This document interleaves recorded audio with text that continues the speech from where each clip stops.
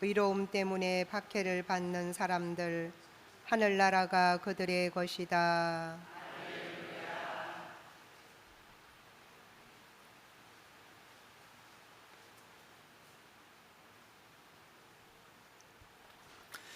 주님께서 여러분과 함께 또한 부재의 영과 함께 마테오가 전한 거룩한 복음입니다. 주님 영광 받으소서.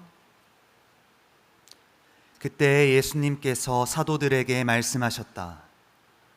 사람들을 조심하여라.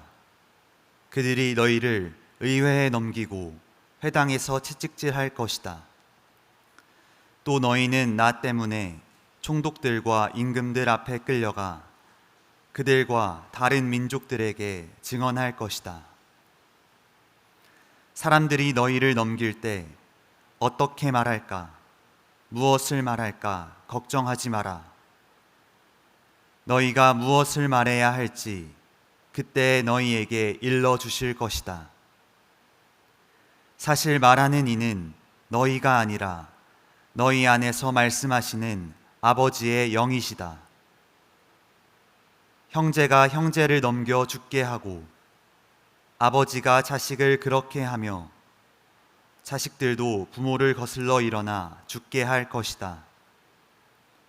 그리고 너희는 내 이름 때문에 모든 사람에게 미움을 받을 것이다.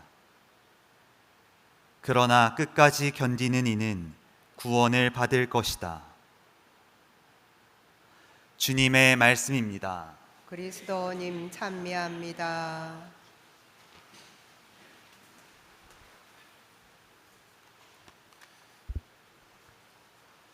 오소서 성령님, 사실 말하는 이는 너희가 아니라 너희 안에 말씀하시는 아버지의 영이시다. 안녕하세요. 오늘 우리 김대건 신부님의 삶을 우리가 모두 기억하고 또 모든 사제들이 김대건 신부님의 모범을 따라서 하나님을 증거하고 또 이렇게 살아갈 수 있도록 기도해 주셨으면 좋겠습니다. 또 그런 날이기도 하죠. 김대건 신부님 편지를 좀 읽어주려고 좀 발췌를 해왔는데 이걸 다 읽을 수가 없어서 이 순교 직전에 남긴 유언을 한번 들어보셨으면 좋겠습니다. 나는 이제 마지막 시간을 맞았으니 여러분은 내 말을 똑똑히 들으십시오. 내가 외국인과 교섭한 것은 내 종교와 내 하느님을 위해서였습니다. 나는 천주를 위해 죽는 것입니다. 영원한 생명이 내게 시작되려고 합니다. 여러분은 죽은 뒤에 행복하기를 원한다면 천주교를 믿으십시오. 천주께서 당신을 무시한 자들에게는 영원한 벌을 주시는 까닭입니다. 순교 직전에 마지막으로 남기신 유언입니다. 이 김대건 신부님의 유언을 통해서 우리가 알 수 있는 게 한 가지가 있습니다. 김대건 신부님은 하느님에 대한 믿음을 통해서 무엇을 갈망하고 무엇을 희망했을까요? 1번, 이렇게 물어보면 대답 안 하니까 1번 부귀영화, 2번 유명해지는 것, 3번 영원한 생명. 몇 번일까요? 3번. 맞아요. 믿음을 통해서 영원한 생명을 갈망했습니다. 오늘 이 독서를 보면 바오로 사도가 이렇게 말합니다. 환난은 인내를 자아내고 인내는 수양을, 수양은 희망을 자아냅니다. 그리고 희망은 우리를 부끄럽게 하지 않습니다. 우리가 받은 성령을 통하여 하느님의 사랑이 우리 마음에 부어졌기 때문입니다.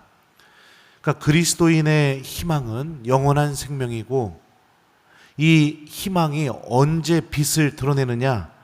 바오로 사도의 증언에 의하면 환난 중에, 고통 중에 우리가 정말로 무엇을 희망하고 있는지 그 희망이 빛을 드러내게 된다는 것입니다. 그러니까 다시 말하면 믿음을 통해서 영원한 생명을 희망하고 있지 않는 신앙인들은 고통과 환난 중에 어떤 모습이 드러나게 될까요?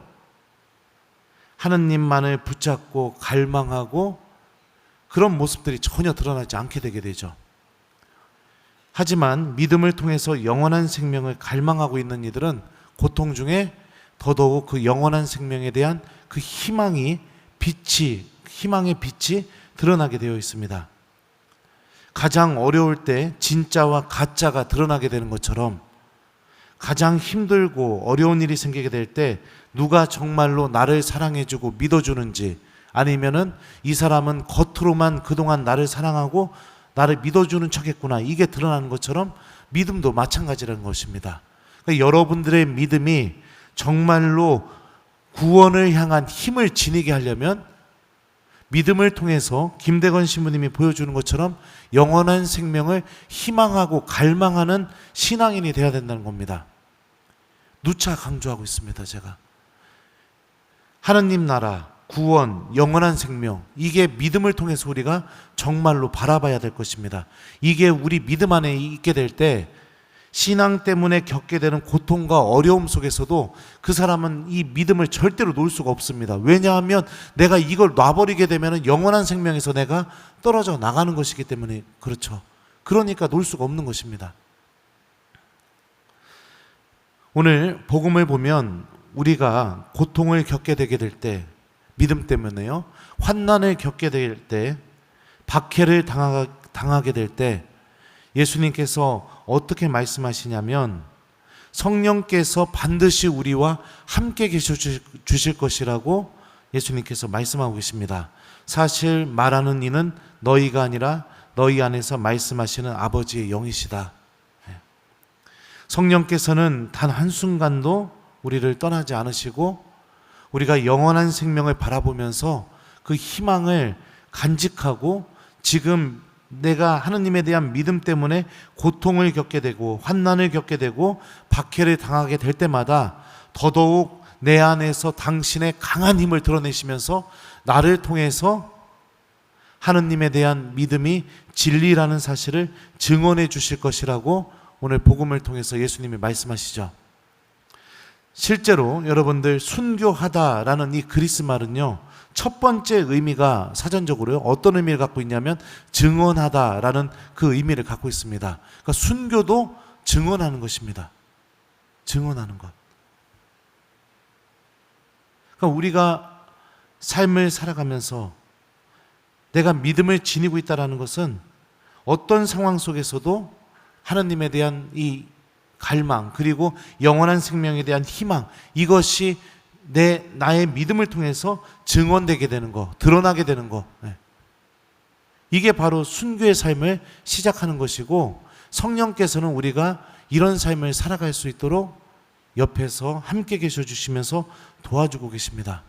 근데 중요한 건 뭐냐면 이 놀라운 영적인 힘이 내 안에서 드러나고 희망되려면 첫 번째로 나에게 필요한 게 무엇이냐? 내가 영원한 생명을 바라볼 줄 아는 신앙인이 되어야 된다는 겁니다. 이 모든 게 여기에서부터 시작됩니다. 근데 믿음을 통해서 정말로 우리가 바라봐야 될 이 영원한 생명을 바라보지 못하게 되면, 그렇게 된다면 나의 믿음도 고통과 어려움 속에 쉽게 떨어져 나가겠죠. 작은 상처에도 그냥 쉽게 떨어져 나가겠죠. 영원한 생명을 믿고 있는 사람이 어떻게 이거 상처받았다고 내가 하느님을 버릴 수가 있겠습니까? 그러니 성령께서 내 안에서 활동하실 수도 없게 되겠죠. 그리고 당연히 나의 삶은 하느님을 증언하는 삶으로 넘어갈 수가 없게 되겠죠. 이 모든 것의 시작이 바로 영원한 생명입니다.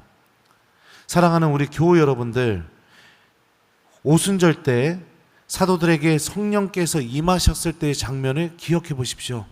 성령께서 사도들에게 오시고 나서 사도들이 첫 번째로 했던 것은 밖으로 나가서 예수님께서는 주님이시라고 예수님을 증언하는 것이었습니다. 나의 말과 행동을 통해서 하느님이 증언되고 있다는 것은 성령께서 지금 내 안에서 일을 하고 계시다는 명확한 표지입니다.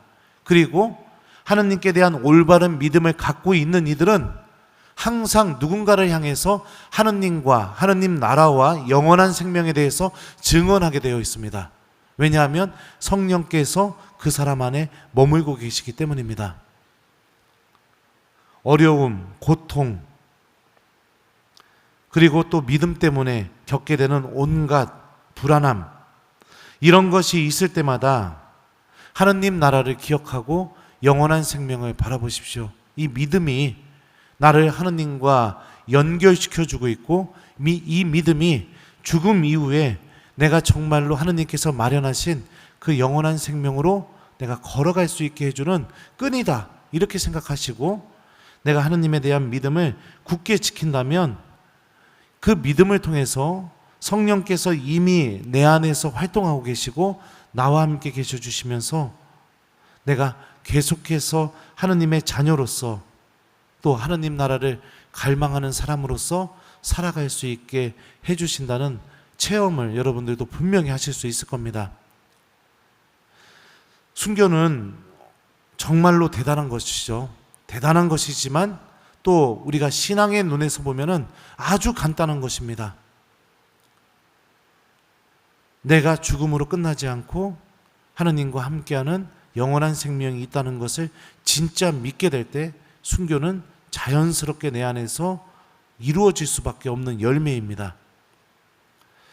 많은 신앙인들이 고통과 어려움, 믿음 때문에 겪게 되는 많은 그런 환난들 앞에서 쉽게 넘어집니다. 그러니까 어쩌면 자신들의 믿음을 통해서 정말로 바라봐야 될 것을 바라보지 못했기 때문에 이런 일들이 일어난다고 저는 생각이 듭니다. 사랑하는 교우 여러분들, 하느님이 정말로 계시다는 것을 기억하시고 내 믿음은 나를 영원한 생명으로 인도해 준다는 것을 절대로 잊지 마시고, 그리고 힘들고 어려운 일이 있을 때마다 이 두 가지 사실을 기억하면서 더더욱 믿음을 지키려고 하십시오. 그러면 그 다음부터는 성령께서 여러분들을 인도해 주실 겁니다. 이게 오늘 말씀이 우리에게 증언하고 있는 메시지입니다. 내 노력으로, 내 의지로 그렇게 이루어지는 것이 아니라 내가 믿음 안에서 끝까지 붙잡으면 그 나머지는 성령께서 나와 함께 계시면서 모든 열매를 맺어주시겠죠. 성령뿐만이 아닙니다. 여러분들 사도행전에서 바오로의 회심 장면을 잘 생각해 보십시오. 그때 예수님이 바오로에게 뭐라고 말씀하셨죠? 나는 내가 박해하는 예수다. 그러니까 우리가 환난 중에 있을 때 예수님도 나와 함께 고통을 겪고 계시다는 것을 이 예수님의 말씀을 통해서도 알 수 있죠. 그러니까 예수님도 우리를 절대로 내버려 두지 않을 것입니다. 성령께서도 절대로 우리를 떠나지 않을 것입니다. 그러면은 이 은총에서 떠나는 것을 선택하는 건 누구냐? 바로 내 자신일 뿐입니다. 떠나는 이유는 뭐죠? 믿음을 통해서 하느님 나라와 영원한 생명을 한 번도 바라보지 못했기 때문에 작은 어려움에도 그냥 떠나는 것을 선택하게 되는 것이죠. 신앙의 본질, 김대건 신부님이 천국을 바라보면서 사형장으로 걸어갈 수 있게 만들었던 그 용기, 그뿐만 아니라 수많은 우리나라 순교자들이 하느님 나라를 바라보면서 사형장으로 걸어갈 수 있게 만들었던 그 놀라운 용기, 그 용기는 바로 믿음을 통해서 영원한 생명을 바라볼 수 있는 그 신앙의 모범 안에서 나온다는 것을 기억했으면 좋겠습니다. 그러니까 제가 주일날 강론 때도 얘기했었지만 영원한 생명과 다른 것을 바꾸지 마십시오. 한번 바꾸지 않을 때마다 여러분들도 누군가에게 하느님을 증언하고 있는 사람이 되는 것입니다. 하느님을 증언하고 있다는 것은 내가 순교하는 삶에 동참하는 사람이 됐다는 것을 의미합니다. 하느님과 다른 것을 바꾸지 않는 신앙인이 되도록 노력해 봤으면 좋겠어요. 숙제 드릴게요. 오늘 하루는 우리들도 김대건 신부님의 모범을 본받아 영원한 생명을 기억하면서 하느님과 다른 것을 바꾸지 않기, 이게 오늘 숙제입니다. 그리고 아까 미사 시작할 때 여러분들에게 부탁했지만 시간이 되시는 분들은 오늘 부족한 저와 모든 신부님들을 위해서 기도해 주시기를 부탁드립니다. 정말로 사제를 뒤흔들려고 하는 그런 잘못된 신앙인들이 굉장히 많이 있습니다. 그런 유혹으로부터, 그런 어려움으로부터 신부님들이 하느님만을 바라보고 묵묵히 복음 선포를 하면서 교우들을 하느님 나라로 잘 인도할 수 있도록 오늘 사제들을 위해서도 기도해 주는 하루를 보냈으면 좋겠습니다. 사실 말하는 이는 너희가 아니라 너희 안에서 말씀하시는 아버지의 영이시다. 아멘.